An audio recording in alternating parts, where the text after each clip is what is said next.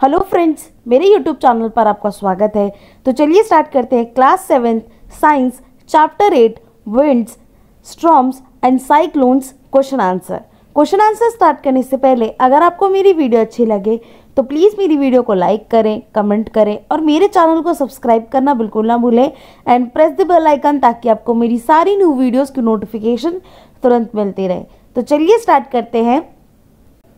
Fill the missing word in the blank spaces in the following statement। Basically question number 1 में आपको fill in the blanks करना है। तो part A देख लेते हैं।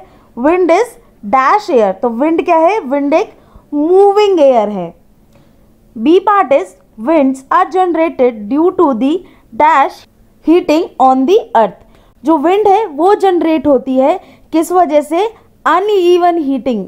फिल इन द ब्लैंक में क्या आएगा? अनइवन हीटिंग ऑन द अर्थ।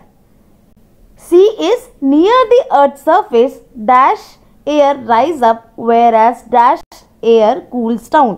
देखिए, अर्थ के सरफेस के पास जो वार्म एयर होती है वो राइज यानी कि ऊपर जाती है और जो कूलर एयर होती है वो नीचे आती है। D is air moves from the region of dash pressure to the dash region of pressure. जो एयर है वो किस रीजन ऑफ प्रेशर से किस रीजन ऑफ प्रेशर में जाती है? तो एयर जो है वो मूव करती है from high pressure to lower pressure, यानी कि लो प्रेशर पर वो जाती है, एयर मूव करती है। Question number 2, suggest 2 methods to find out direction at given place. देखिए, आपको 2 मेथड बताने हैं जिससे हम विंड की डायरेक्शन जो है किसी भी गिवन प्लेस में वो बता सके। तो पहला पॉइंट क्या होगा कि take a piece of paper in your hand and allow it to fall from your hand, it will flow in the direction in which the wind is blowing. देखिए, आपको क्या करना है कि आपको एक पेपर लेना है अपने हाथ में और वो जो पेपर को क्या करना है, पेपर को नीचे गिरा देना है। तो जिस डायरेक्शन में जो पेपर है वो फ्लो करेगा, इससे ये पता चलता है कि विंड जो है वो किस डायरेक्शन में ब्लो कर रही है। Second point is we can also use, हम यहाँ पर वी लिख सकते हैं, we can also use wind vane which help us to know accurate wind direction. हम विंड पेन को भी यूज कर सकते हैं ताकि हम एक्यूरेट विंड डायरेक्शन को पता लगा सके। Question number 3 is state 2 experience that you made think that air exert pressure. देखिए, आपको कोई भी ऐसे 2 अपने एक्सपीरियंस याद करने हैं जिसमें आपने ये सोचा हो, जिसमें आपने थिंक किया हो कि जो एयर है वो प्रेशर एक्सर्ट करती है। तो 2 एक्सपीरियंस देख लेते हैं। पहला, balloon and balls can be used only when they are inflated with air. Balloons और बॉल जो है हम उनको तभी यूज़ कर सकते हैं जब उसमें हवा भरी हो। बलून अगर ओवरफिल्ड हो जाता है एयर से तो वो बर्स्ट हो जाता है क्योंकि एक्सेसिव एयर प्रेशर जो है वो हो गया है बलून के अंदर। Second is compressed air is used in the brake system for stopping train. देखिए, जो कंप्रेस्ड एयर है वो यूज़ की जाती है ब्रेक सिस्टम में ताकि जो ट्रेन्स है वो रोकी जा सके। Question number 4, you want to buy a house, would you like to buy a house having windows but no ventilators, explain your answer. देखिए, क्वेश्चन नंबर 4 में आपसे ये बोल रहा है कि आपको एक घर खरीदना है। क्या आप एक ऐसा घर खरीदना चाहेंगे जिसमें विंडो तो हो पर कोई वेंटिलेटर ना हो? तो अगर ऐसा चाहते हैं या नहीं चाहते हैं, अपने आंसर को एक्सप्लेन कीजिए। तो आंसर है no, a house which has no ventilator is not safe और healthy house to live in. देखिए, वो हाउस जिसमें कोई भी वेंटिलेटर ना हो वो हाउस सेफ नहीं है रहने के लिए, क्योंकि एयर सर्कुलेशन होना बहुत ज़रूरी है और ऐसे घरों में जो एयर सर्कुलेशन है वो नहीं हो पाएगा और कोई भी फ्रेश एयर जो है वो नहीं आ पाएगी, क्योंकि जो वार्म एयर राइज अप होगी और वो वेंटिलेटर्स के थ्रू ही जाती है और एयर जो है वो फ्रेश आती है through the Windows. Warm air है वो बाहर नहीं जा पाएगी और फ्रेश एयर जो है वो विंडो से आती रहेगी लेकिन बाहर तो नहीं जा पाएगी। Question number 5, explain why the holes are made in the hanging banners और होर्डिंग्स। क्वेश्चन नंबर 5 में आपको ये बताना है कि क्यों हैंगिंग बोर्ड्स या बैनर्स में होल्स किए जाते हैं। तो आंसर क्या होगा इसका, एयर एक्सर्ट प्रेशर। जैसे कि आपको पता है कि जो एयर है वो प्रेशर एक्सर्ट करती है, और जो प्रेशर एक्सर्ट होने की वजह से जो बैनर्स और होर्डिंग्स हैं वो फ्लटर करती हैं और वो फट सकती हैं अगर जो विंड है वो ज़्यादा तेज़ ब्लो करी तो। इसीलिए जो होल्स है वो बैनर्स और होर्डिंग्स में बनाए जाते हैं ताकि जो विंड्स है वो पास हो सके थ्रू दी होल्स और लूज भी ना हो और वो फटे भी ना और वो नीचे भी ना गिरे। इसीलिए जो होल्स हैं वो होर्डिंग्स या बैनर्स में लगाए जाते हैं। Question number 6, how will you help your neighbours in case cyclone approach your village और टाउन। कैसे आप अपने नेबर्स को हेल्प करेंगे जब जो अगर साइक्लोन आपके गांव या आपके टाउन में आ गया है, तो आने वाला है तो आंसर है I will make them aware of cyclone forecast and warning service. मैं उनको क्या करूँगा, मैं उनको ये बताऊँगा कि साइक्लोन फोरकास्ट के बारे में बताऊँगा और वार्निंग सर्विसेज जो है उनके बारे में उन्हें अवेयर करूँगा।